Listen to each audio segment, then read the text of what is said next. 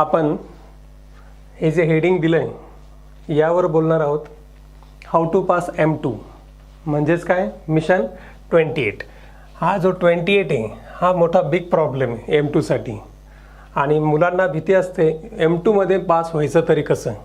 ठीक आहे, आज मी तुम्हाला शॉर्टकट ट्रिक सांगणार आहे की 28ला कसं ॲप्रोच करायचं मिनिमम. ठीक आहे, आता जर तुम्हाला M2 पास करायचं असेल तर त्यासाठी तुम्हाला पेपर पॅटर्न आधी माहिती पाहिजे. तर पेपर पॅटर्न M2चा कसा असतो बघा. टोटल 9 क्वेश्चन्स असतात. त्यामध्ये क्वेश्चन नंबर 1 हा MCQ पडतो.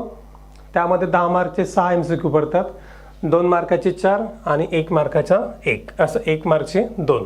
तर ते जे 2 मार्कचे 4 MCQ पडतात ते सुद्धा फिक्स आहेत.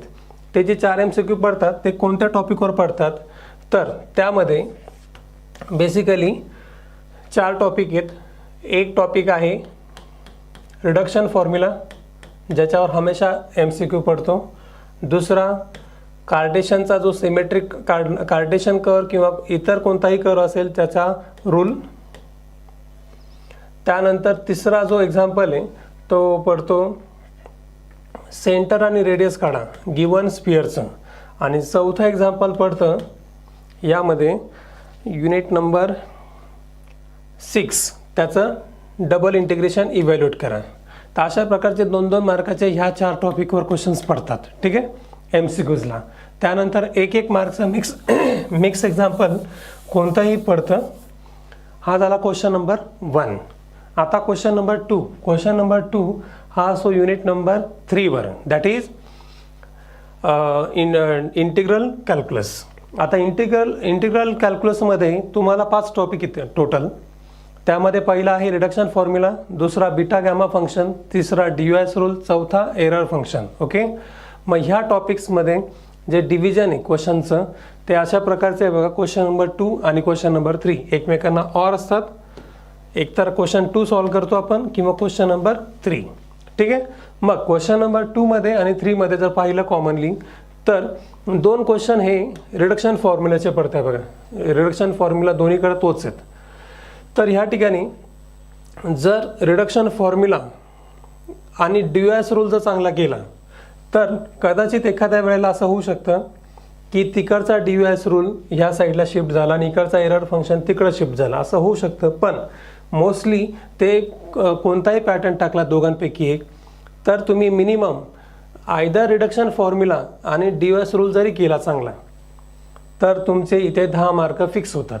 ठीक आहे, 10 मार्क काढण्यासाठी तुम्हाला काय करायचं आहे, तर रिडक्शन फॉर्म्युल्यावर मॅक्सिमम 6 ते 7 एक्झाम्पल आहेत ते करायचे. आणि DUS रूलवर मागच्या वर्षी विचारलेले आता मागच्या वर्षापर्यंतचे 5 प्रॉब्लेम आहे जे फ्रिक्वेंटली विचारले जात आहे. ते 5 प्रॉब्लेम आणि याचे 6-7 प्रॉब्लेम असे 10 ते 12 प्रॉब्लेम आहेत. ते जर नीट केले तर इथे तुम्हाला कन्फर्म 10 मार्क इझिली मिळणार आहे. इथे तुम्हाला 10 मार्क इझिली मिळणार आहे. फक्त कोणत्या 2 टॉपिकचे, तर रिडक्शन फॉर्म्युलाचा आणि DUS रूलचा. त्यानंतर राहिला प्रश्न, जर बाय चान्स तुम्हाला DUS रूल इकडे तिकडे झाला तर त्याला एक सेफ साईड म्हणून एरर फंक्शन हा असा टॉपिक आहे की त्याच्यावर जास्तीत जास्त एक्झाम्पल नाही आहे, मॅक्सिमम 3 ते 4 एक्झाम्पल आहे. ते जर नीट करून गेलो तर इकडे रिडक्शन फॉर्म्युला आणि एरर फंक्शन टोटल 10 एक्झाम्पल होतात. हे सुद्धा 10 एक्झाम्पल तुम्हाला 10 मार्क देणार आहे. सो तुम्ही आयदर हे 2 टॉपिक करा किंवा हे 2 टॉपिक करा, तुम्हाला फायदा होणारच आहे. इथे मिनिमम 10 मार्क तुम्हाला इझिली मिळणार आहे युनिट नंबर 3वर. ठीक आहे, त्यानंतर unit number 4 that is curve tracing. तर कर्व ट्रेसिंगमध्ये बेसिकली 4 टॉपिक येतात.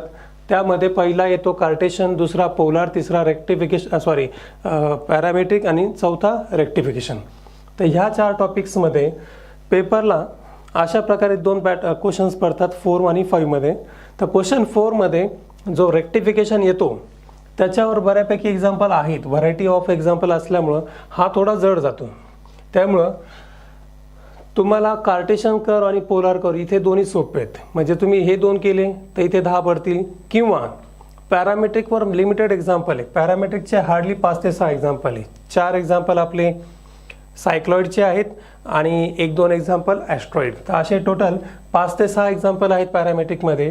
तर पॅरामेट्रिकचे जे 6 एक्झाम्पल जर केले आणि पोलारचे कार्डॉइड, रोज कर्व आणि बर्नौलीज लेमिस्केट असे 3 प्रकारचे कर्व जर केले तर तुमचे इथे 2 क्वेश्चन इझिली सॉल्व्ह होतात.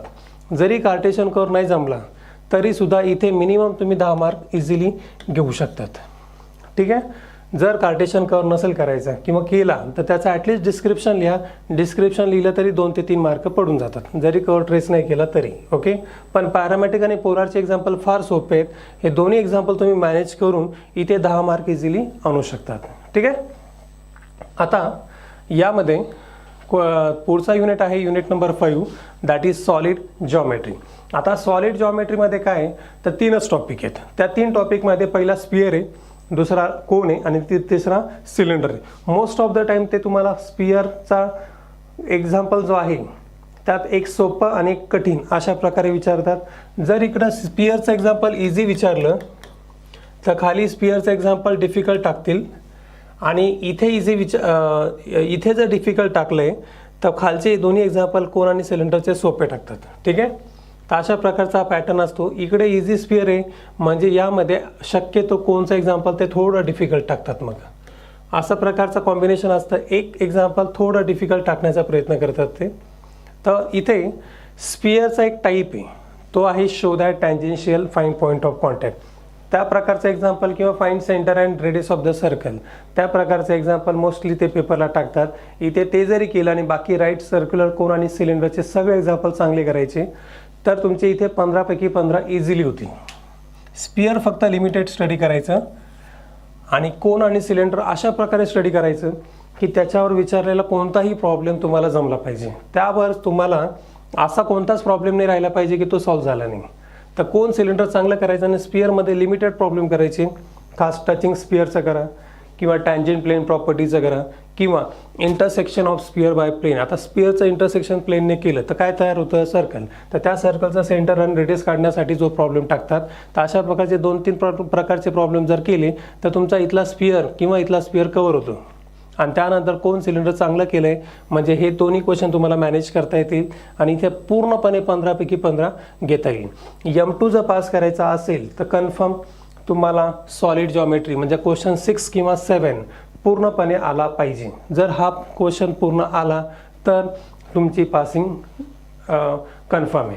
कारण इथे 15 मार्क जर नसेल मिळत तर कन्फर्म M2 राहण्याचे चान्सेस जास्त असतात. M2 बॅक राहण्यासाठी कारणीभूत जर कोणी असेल तो असतो क्वेश्चन नंबर 6 किंवा क्वेश्चन नंबर 7. हे 2 क्वेश्चन जर तुमचे ह्या दोघांपैकी एक क्वेश्चन जर चांगला आला नाही तर समजायचं आपला M2 बॅक राहिला.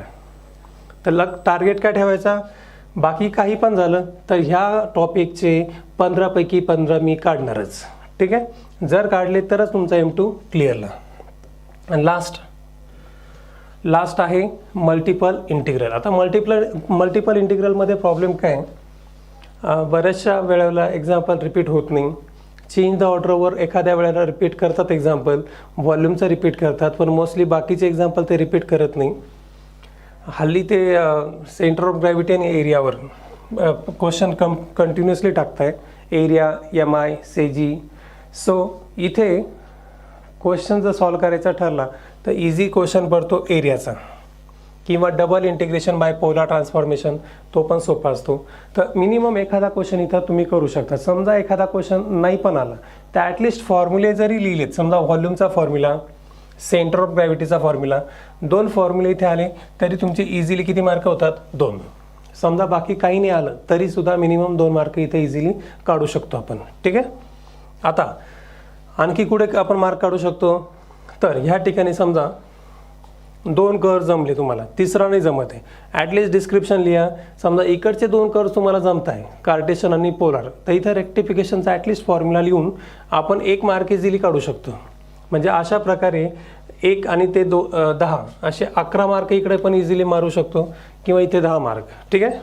आणि इथे मात्र तुम्हाला स्कोप नाही, इथे तुम्हाला 15 पैकी 15 मार्क घ्यायचेच आहे. ठीक आहे. जर इथे 15 पैकी 15 आणि घेऊ शकतो. सॉलिड जॉमेट्रीचे क्वेश्चन्स आपण कन्फर्म सॉल्व करून 15 पैकी 15 घेऊ शकतो. नाही काही झालं ॲटलिस्ट 13-12 पर्यंत जाऊ शकतो. ठीक आहे. तर आता पासिंगसाठी तुम्हाला काय लागणार इथे बघा, तुम्हाला मिनिमम पॅरामेट्रिक पोलार, पॅरामेट्रिक आणि पोलार या दोन क्वेश्चन्सचे तुमचे 5-5 मार्क कन्फर्म झाले पाहिजे. हे सोपे आहेत, दोन्ही पण मॅनेज होऊ शकतात. यांचे 5-5 जर आले तर याच्यामध्ये जोडणार तुम्ही स्पियरचे 5, त्यानंतर कोनचे 5 आणि सिलेंडरचे 5. असे हे 5-5-5 झाले 15. हे 15 आणि ते 5 ते 10 25. आणि शेवटी आपण घेणार आहोत फॉर्म्युले. आता फॉर्म्युले कोणते कोणते मॅनेज करणार आपण, तर इथे व्हॉल्यूमचा CGचा फॉर्म्युला जरी करेक्ट लिहिला तरी सुद्धा तुम्हाला 2 मार्क पडणार आहे. फॉर्म्युल्यांसाठी आपण बघू किती मार्क पडत आहे. याचे 2 झाले. त्यानंतर इकडे जर तुम्ही रेक्टिफिकेशनचा फॉर्म्युला लिहिला तर इथे एखादा मार्क पडून जातो. त्यानंतर इथे समजा 2 क्वेश्चन सॉल्व केले आपण आणि तिसरा नाही जमत आहे तर ॲटलिस्ट बीटा गॅमाचा एखादा फॉर्म्युला लिहिला, थोडंफार पुटिंग किंवा सॉल्व करण्याचा प्रयत्न केला तरी इथे एखादा मार्क एक्स्ट्राचा पडून जाईल. ठीक आहे. तर अशा प्रकारे टोटल तुम्ही 4 मार्क फॉर्म्युल्यामध्ये ॲडजस्ट करू शकतात मिनिमम. ठीक आहे. तर हे झाले तुमचे 25 आणि 4 29. तर 29 मार्क शुअरली तुम्ही अटेम्प्ट करताय. आणि आता ह्या 29 मार्कमध्ये ॲडिशन कोणाची, तर याच्यामध्ये ॲडिशन असते MCQs. आपले MCQ जे आहेत, MCQ जरी तुमचे समजा 6 पैकी एखादा दुसरा चुकला तरी 7 ते 8 मार्क तुम्हाला इझिली पडतात MCQमध्ये. तर MCQमध्ये जर तुम्हाला 8 मार्क पडले अंदाजे 8 ते 9 तरी ह्या 29मध्ये 8 मार्क पाडले तर जवळपास 38च्या आसपास तुम्ही जातात. ठीक आहे.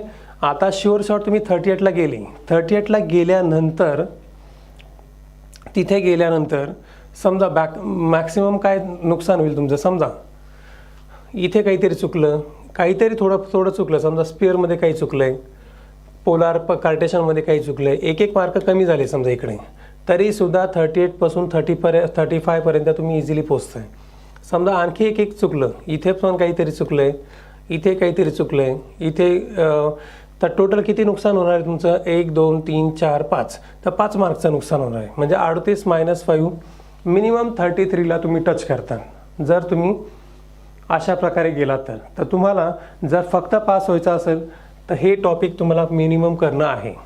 Parametric, polar, sphere, cone, cylinder यांचे 25, 10 मार्क MCQ आणि 10 मार्कांचे MCQ झाल्यानंतर ॲटलिस्ट फॉर्म्युले लिहायचे. फॉर्म्युले लिहिण्याचा फायदा काय होतो, तुमचे जे 28 आहे ते फिक्स होतात. समजा तुम्ही 28च्या खाली येत असाल, 24वर येत असाल तर हे फॉर्म्युले लिहिल्यामुळं तुम्ही त्या 24वरून परत कुठं जातात, 28वर. याचा अर्थ काय, ॲटलिस्ट फॉर्म्युले लिहून टाकायचे, थोडंफार अटेम्प्ट करण्याचा प्रयत्न करा जेणेकरून तुमचे 28 हे कसे असतील, सिक्युअर. मग ते सिक्युअर करण्यासाठी फॉर्म्युले लिहायला विसरायचं नाही. ठीक आहे. तर अशा प्रकारे तुम्ही M2 पास करू शकता. झाला फॉर्म्युला M2 पास करण्याचं. आता M2 पास करण्यासाठी जे तुम्हाला लागतंय ते मी तुम्हाला सांगितलं. ठीक आहे. आता M2 जर स्कोर करायचा असेल, स्कोरिंग, तर स्कोरिंग करण्यासाठी तुमच्याकडे ऑप्शन नाही आहे. तर तुम्ही काय करू शकतात, युनिट 3. तर युनिट 3मध्ये एखादा टॉपिक स्किप करून मिनिमम 4 टॉपिक चांगले करा जेणेकरून तुम्हाला 15 पैकी 15 इझिली पडतील. सिमिलरली युनिट 4मध्ये समजा रेक्टिफिकेशन कट केलं किंवा एखादा कोणताही टॉपिक कट केला तर तुम्हाला इथे सुद्धा 15 पैकी 15 इझिली पडतील. युनिट 5 तो सोपंच आहे, त्याच्यामध्ये तुम्हाला ॲव्हरेज मुलगासुद्धा 15 पैकी 15 घेतो. आणि युनिट 6मध्ये मात्र तुम्हाला एरिया CG व्हॉल्यूम जर केलं तर मिनिमम 2 क्वेश्चन इझिली होतील आणि त्यामध्ये तुम्हाला 10 मार्क इझिली काढता येतील. अशा प्रकारे हे झाले तुमचे 55 मार्क. आणि ह्या 55मध्ये 10 मार्क कोणाचे, MCQचे. तर MCQचे 10 मार्क आणि हे 55 ते झाले किती, टोटल 65. तर तुम्ही 65ला इझिली टच करू शकतात पूर्ण अभ्यास न करता. समजा युनिट 3 आहे ना, तर युनिट 3मध्ये समजा कोणताही एखादा टॉपिक स्किप करा, रिडक्शन करू नका फक्त, कारण रिडक्शन दोन्हीकडे कंपल्सरी आहे. युनिट 4मध्ये युनिट 4मध्ये रेक्टिफिकेशन जरी बाजूला ठेवलं तर कार्टेशन, पॅरामेट्रिक, पोलार चांगलं करायचं जेणेकरून तिन्ही टॉपिकचे 15 इझिली मिळतील. युनिट 5 सोपंच आहे, त्याचे पूर्ण पडतात. आणि 6मध्ये ॲटलिस्ट 3-4 टॉपिक चांगले करायचे. मिनिमम काय काय करायचं आहे तुम्हाला, एरिया CG व्हॉल्यूम आणि double integration, change of order आणि पोलर ट्रान्सफॉर्मेशन, असे 4-5 टॉपिक चांगले करा. 2 क्वेश्चन मिनिमम सॉल्व्ह होतील आणि तुम्ही 65ला इझिली टच कराल. आता M2 मिनिमम 28 काढायचे असतील तर तुम्हाला हे कळालं तर काय करायचं आहे. 28साठी फक्त 5 topic, sphere cone cylinder, parametric curve, polar curve, या 5वर तुमचे 25, फॉर्म्युलांचे 4 29 आणि 10 मार्कांचे MCQ. तर असे तुम्ही जवळपास 39 मार्कांना इझिली टच करताय फक्त हे 4-5 टॉपिक केले तरी. आता जशा प्रकारची मी M2 मध्ये IMP दिली तशीच IMP तुम्हाला M1, M3, मेकॅनिक्स, सॉम, इतर विषयांसाठी सुद्धा आपल्या ॲपवर अवेलेबल आहे. ॲपवर जा आणि त्या ठिकाणी तुम्ही बघा, बाकीच्या सगळ्या विषयांची IMP तुम्हाला मिळून जाईल. ठीक आहे.